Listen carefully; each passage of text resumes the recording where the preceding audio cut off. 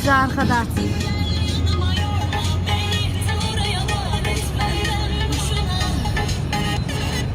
Bildin mi? Evet. Böyle bir en uzun sahiliymiş. Samsun'un en uzun sahili. Esneme, el salla.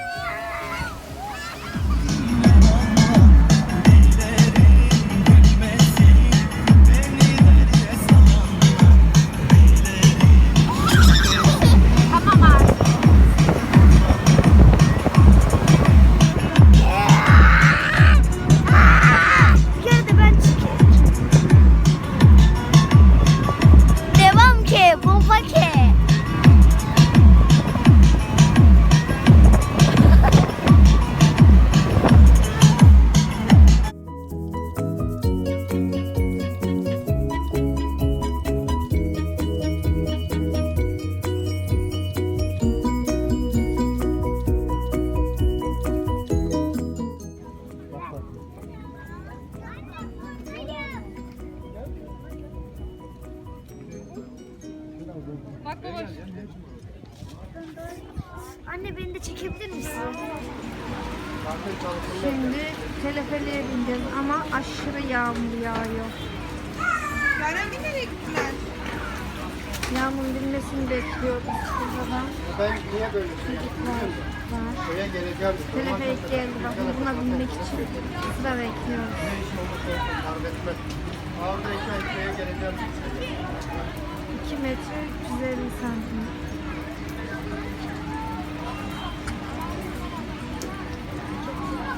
Çok yağmur yağıyor.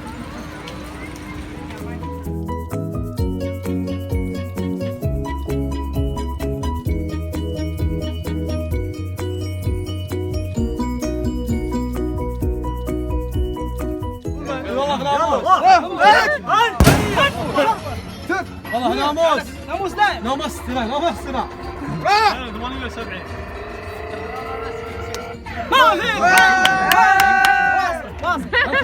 78 görüşürüz. Allah'a emanet. Hadi Muhammed seni tutuyoruz.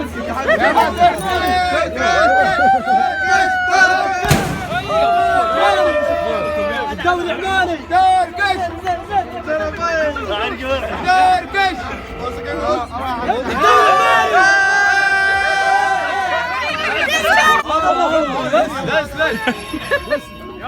Hadi Yusuf. Hadi.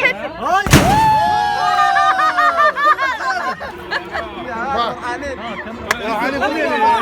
خلينا كده اهو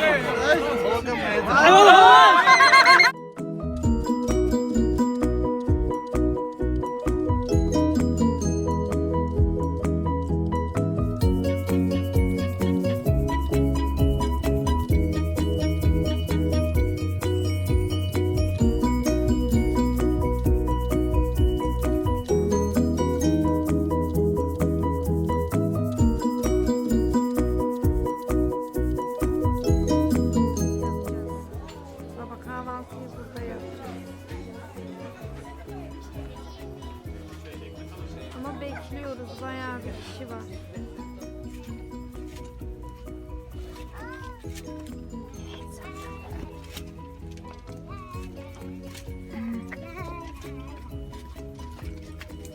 Çay keyfi, oturmak keyfi. Çok güzel ama.